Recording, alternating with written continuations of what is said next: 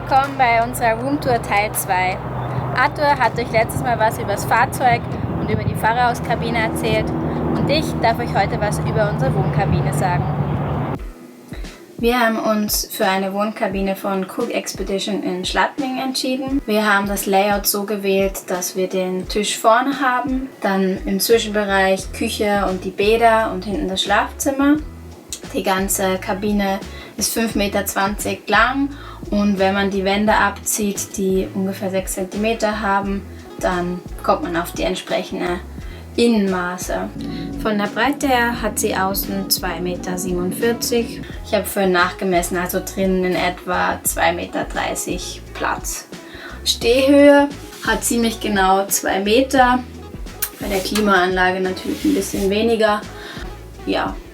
Von den Möbeln her sieht man es wir haben uns für Oberflächen entschieden, die weiß Hochglanz sind und haben, damit es nicht so steril wirkt, die Kanten in so einem dunkelbraunen Holz machen lassen.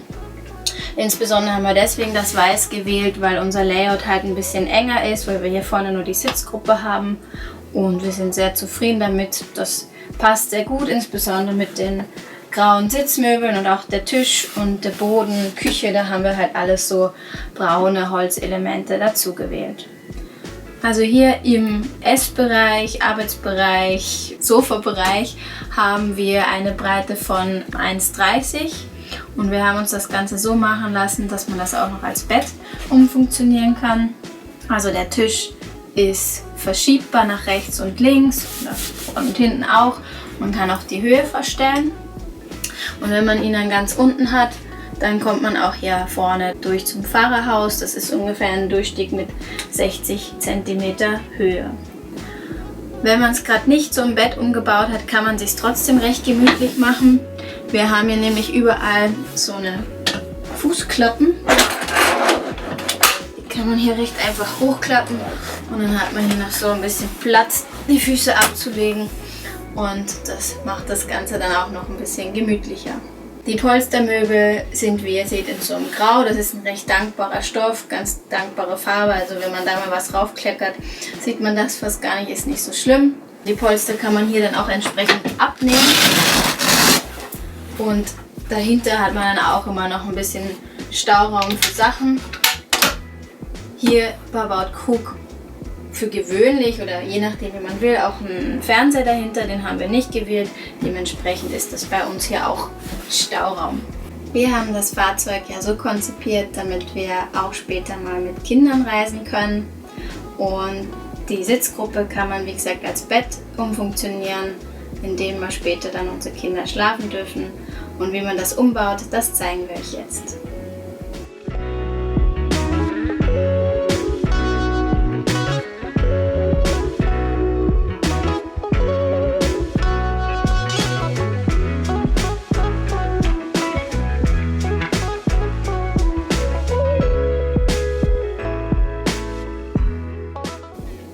Hier geht es weiter mit der Küche. Wir haben hier eine Arbeitsfläche von 1,20 x 60 cm und etwa 1 Meter Höhe. Ihr seht es hier gibt es einen Induktionsherd mit 2 Platten, klassisch Waschbecken. Was Cook ja auch sehr schön macht, ist einfach der Wasserhahn, der ist sehr beweglich. Auch ein Seifenspender ist schon verbaut, damit das eigentlich nie im Weg rumstehen muss. Das finde ich sehr praktisch. Man hat genug Steckdosen drumherum und auch jetzt für unsere Bedürfnisse reicht das, was wir hier haben, eigentlich auch an Stauraum für Küchensachen aus. Es sind sehr angenehme Verschlüsse, die bei den Schubladen verbaut sind, aber auch bei den Oberschränken. Das finde ich auch sehr klasse. Sind hier so eine kleinen Schnappverschlüsse dahinter.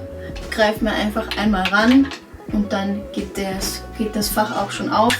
Und auch super leicht und fest wieder zu. Hier haben wir noch einen Herd mit Mikrowellenfunktion. Das haben wir uns gegönnt, die Mikrowellenfunktion dazu zu nehmen, einfach um schnell mal Essen aufzuwärmen. Ja, und auf der anderen Seite da drüben, da haben wir noch unseren Kühlschrank. Der ist verhältnismäßig zum Fahrzeug, muss man sagen, recht groß. Aber ja, wenn man lange unterwegs ist und vielleicht eine Zeit autark stehen will, dann ist es auch gut, wenn man einiges an Essen und Getränken an Reserven hat. Hier oben sogar noch ein kleines Kühlfach mit drin. Passt super. Wir haben hier recht nah bei der Küche noch einen Deckenventilator von Max Fun. Der ist super, wenn man kocht und zieht natürlich die ganze feuchte Luft raus oder auch zur Belüftung generell, wenn es warm ist. Hat verschiedene Stufen zum Einstellen, kann Luft raussaugen und wieder auch reinblasen, wie man will. Und sogar auch einen Regensensor, das heißt, wenn es regnet, geht er von alleine zu. Und hier daneben haben wir noch die Klimaanlage.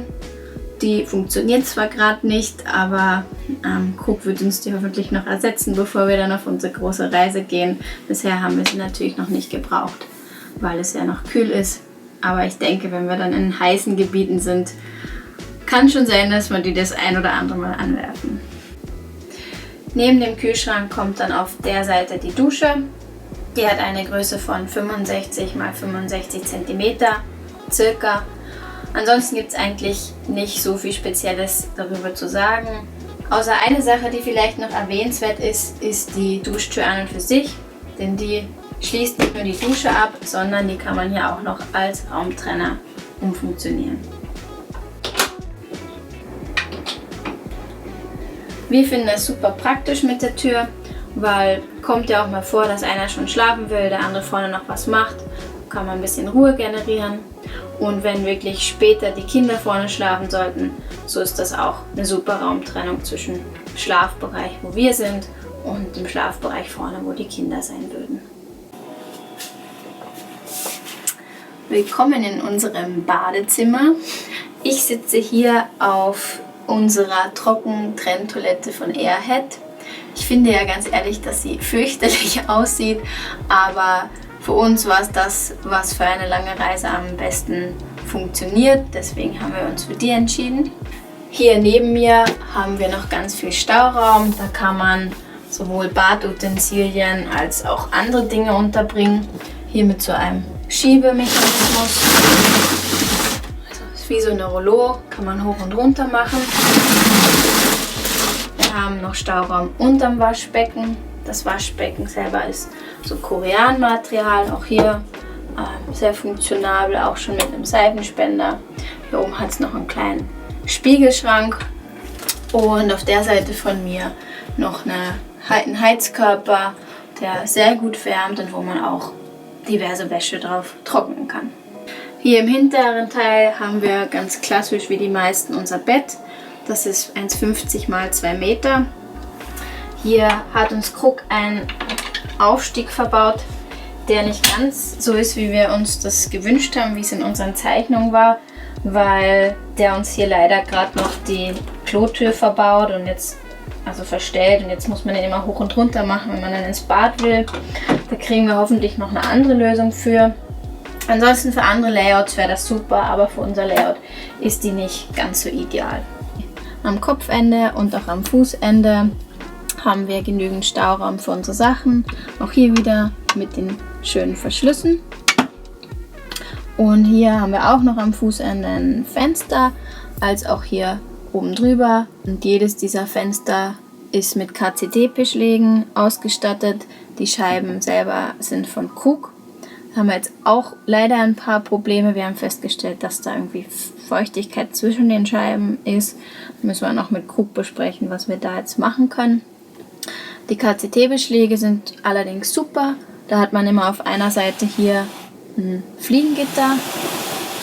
Das schlägt dann drüben mit Magnet an. Und auf der anderen Seite hat man halt ein Abdunklungsrollo.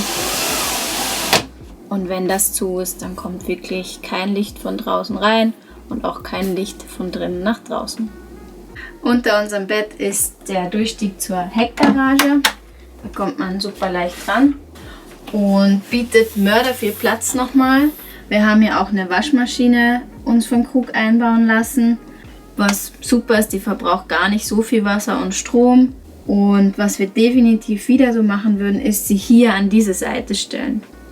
Krug stellt die nämlich normalerweise hier hin, dass man direkt von der Wohnkabine aus rankommt. Das ist sicher auch super praktisch, wenn man wäscht. Aber wir müssen viel öfter an unser Zeug ran, was da hinten noch so drin ist. Also so Motorradhelme, unsere Winterjacken, so Badersatzsachen oder noch Lebensmittel. Von daher, das würden wir definitiv wieder so machen, die hier auf die Seite stellen. Zeigen euch die Heckgarage jetzt mal noch von außen. So, hier sind wir jetzt draußen bei der Heckgarage. Wir haben die Tür so gewählt, dass man seitlich öffnen kann. Krug bietet das aber auch noch an, dass man die Klinke hier unten hat und das Ganze nach oben klappt. Aus jetziger Sicht fände ich das, glaube ich, für mich besser, weil ich habe das Problem, dass ich die Tür nicht ohne Trittstufe schließen kann. Ich habe nur 1,60 und schaffe die Klinke nicht alleine bis ganz nach oben zu bringen. Das ist dann manchmal ein bisschen Nachteil. Der Vorteil hingegen ist, hier kann man an der Türinnenseite noch, wenn man will, eine Leiter, Axt, so Sachen ranmachen, werden wir auch noch tun. Also wie gesagt, beide Sachen haben so ihre Vor- und Nachteile. Hier auf der Seite sieht man unseren Abwassertank, der fasst 300 Liter. Auf der Seite haben wir unser Wassersystem, da können wir Wasser auffüllen. Wir haben zwei 200 Liter Tanks, die wir separat auffüllen können, kann man auswählen. Das Ganze läuft über 3 Filter und zusätzlich können wir noch einen UV-Filter dazu schalten, wenn wir mal in Regionen sind, wo das Wasser wirklich schlechte Qualität hat. Es gibt auch noch einen Anschluss für eine Pumpe, also wenn man auch mal kein Druckwasser hat, dann kann man auch mit einer Pumpe dort noch Wasser reinziehen. Die beiden Wassertanks und das ganze Schlauchsystem ist alles bei uns innen verbaut, das heißt frostsicher. Und damit wir ganz auf der sicheren Seite sind, hat es auf der anderen Seite in der Heckgarage auch noch einen Heizkörper, sodass auch hier hinten im Winter nichts einfrieren kann. Wir sind jetzt wieder drin im Fahrzeug und wollten euch hier nur noch kurz zeigen, wo die Wassertanks verbaut sind. Die sind ja in der Sitzgruppe, wie gesagt, je 200 Liter pro Tank. Hier haben wir unsere Hauptkonsole. Da sehen wir auch genau, wie viel Wasser wir gerade noch haben. Die beiden Frischwassertanks und der Abwassertank. Beziehungsweise kann man hier auch noch in so eine andere Ansicht switchen. Da sieht man ganz genau, wie viel Liter in jedem Tank sind. Das Auffüllen der 400 Liter dauert ca. 20 bis 30 Minuten, je nach Wasserhahn und so ist eh klar. Und mit diesen 400 Liter kommen wir ca. 2 Wochen aus. Wo wir schon gerade dabei sind, in dieser Ansicht haben wir auch Überblick über unseren Stromverbrauch. Wir sehen ja einmal, wie voll die Batterie ist, als auch wie viel wir verbrauchen. Wir haben 24 Volt Kreislauf und der Verbrauch wird hier unten angezeigt. In der Mitte sehen wir, wie viel über unser Solar reingeladen wird. Über das Solar hat euch Arte beim letzten Mal auch schon was erzählt.